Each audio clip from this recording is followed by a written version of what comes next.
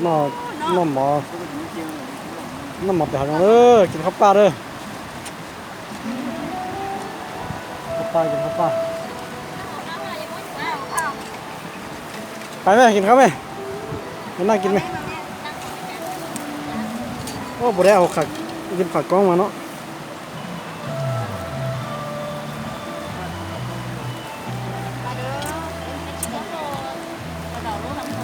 ใช่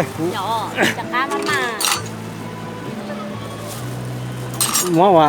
เด็กเขาใกล้ตรงไหนฮะเด็กเขาใกล้ตรงไหนเนาะเดี๋ยวเดินตรงมาโอ้สังเกตสังเกตเลยว่านั่นเป็นที่นั่นจะชิชวนนู่นนั่นเป็นตัวชินน่ะว่าเป็นตัวนั่นชูนน่ะเนอะว่าเป็นดาวหูก็หล่อนจะเป็นนั่นน่ะปล่อยปล่อยเจ้าน่ะว่าพงวันเจ้าน่ะว่าดิบล้นดินตุนดิสันดิลูเน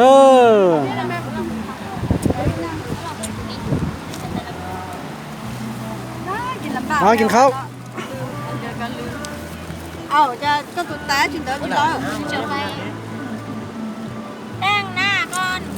เอายังไปแต่งหน้าอยู่มาเด้อกินข้าวแต่งหน้ามาไหมเด้อกินข้าวเฮ้ยกินข้าวได้ละกินได้ละตึงแซ่บกินข้าวปลาอะไรยังว่าลืมเอามาแม่กินข้าวน่ะเขาไม่ไหน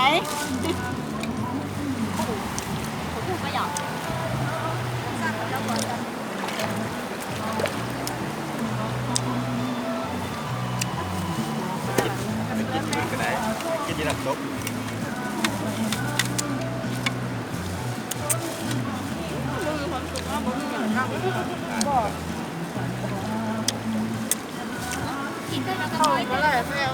โอ้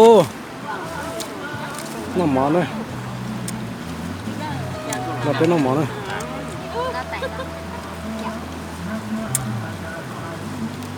ก้อนหินมานั่งไหมลูกเล่นนั่งก้อนหินมาอะไรเลยจบข้าวต้มบ้านเราจึงกันไหลตัวเจหยกคือเยอะซิจะงัดมันลูกจะงัดมันจะเห็นเดี๋ยวก็ดี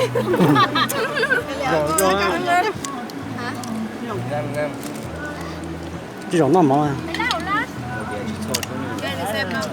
真的？ใกล้จะเซฟเนาะเดี๋ยวแบ่งใช้ใกล้ตีตัวใหญ่อยู่แต่ว่ามันบอกว่ามันตัวใหญ่ผมโดนเติมนะมันยังเดินก็ยังพอซุปสื่อมือลูกชายนะ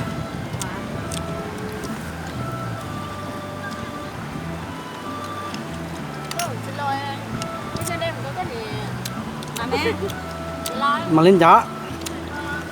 นึกถึงประเทศไทยแล้วเนี่ยโอ้นู่นเนาะเดี๋ยวนู่นยงจะยงนู่นเป็นตัวเป็นตัวน้องหมอเป็นอันนี้น้องมาคัดเจอตัวน้องหมอเป็นถึงเจ้าข้อกาแต่เจ้าเด้แล้วนะเอาตัวน้องนะเอาถึงเจ้าข้อกาแต่เจ้าเด้ละอาเตียวไม่ได้อันนั้นวันเสาร์วันอาทิตย์เจนึกตัวหังติดเจอ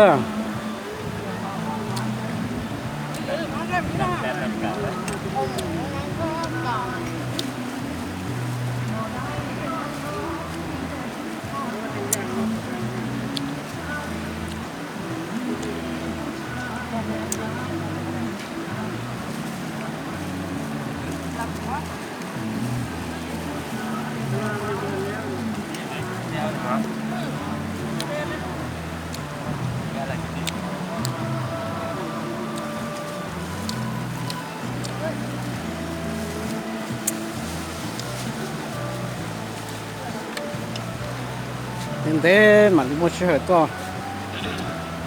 nó mà phải hàng nó mà cá cứu chỉ nó xỉn nhang làm mà to thế mà cá thì tê rồi ít tôi chụp một lần pro ra tới co นี่ตัวจุ่มลำโพงล่ะเป็นไรสดลำโพงที่จบแล้วแหละส่วนไรจบในต้นบนบุได้ไลฟ์สดถ่ายวิดีโอถ่าย ถ่ายลง YouTube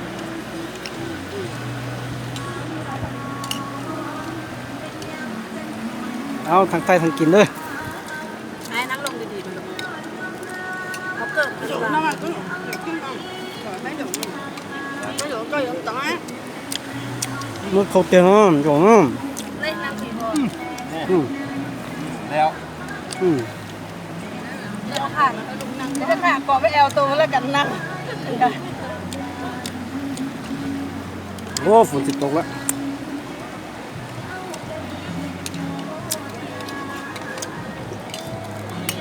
ลำบากลุงเอาข้ามมา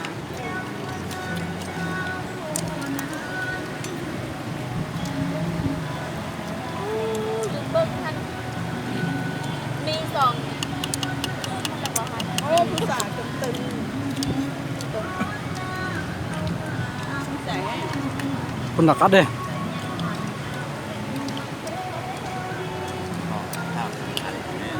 ผู้สาวเต็มแคมน้ำน้ำเนาะมันจับมันจับไปอันนี้ได้นะ ก็ดังน้ำตกเลย เยอะอย่างเลย ป้า hỏi có kèm để đi đâu đó đi được rồi đã hết đây này thả đi bên bên thỏ à đi bên bên thỏ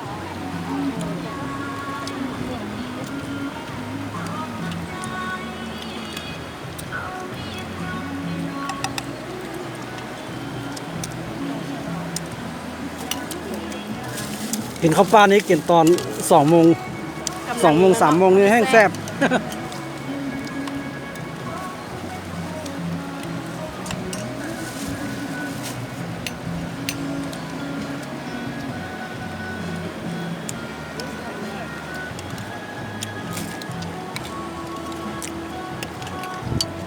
ai cho ดีกว่า ai được có trái ai được có cái dấu để หมดก็ไปนั่งแต่งหน้าเสื้อมาแล้วตอนหมดปะน้องหลาย không biết phân của mặt đây น้ำหมอ ต้มแกงที่ผมมักกันเลย มันดึกเชียง đang ná con แต่งน้ำกัน ทำได้เชียงตรงไก่อบเลย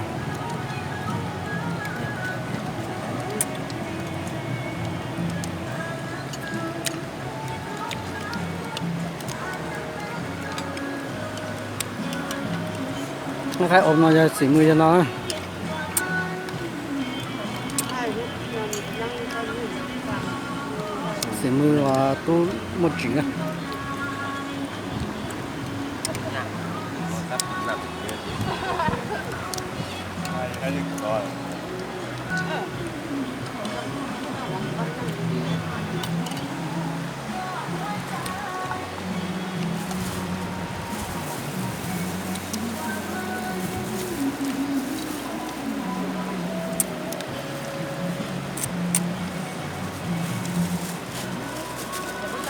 นั่งบอกง่ายจังวะปุ๊บเดี๋ยวอ๋อดัง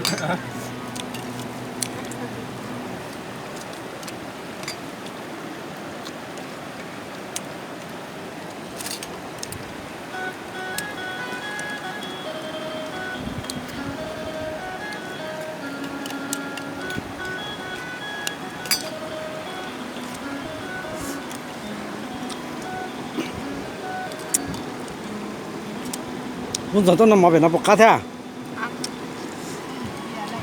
ก็คือว่าถ้าชอบน้ำหมอน่ะเจ้าว่า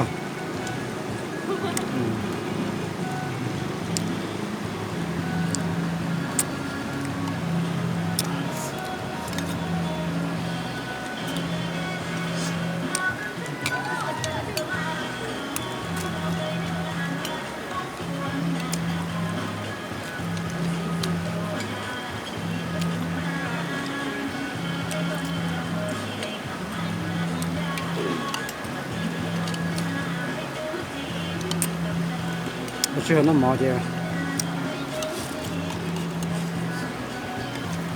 เจ้าต่อ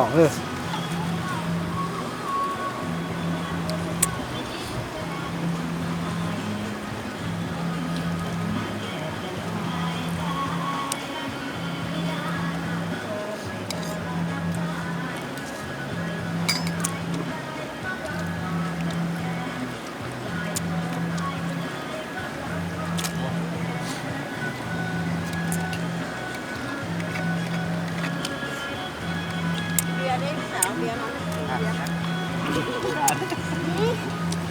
บอสงา cùng bé đây phải nó nào cùng bé to to cùng bé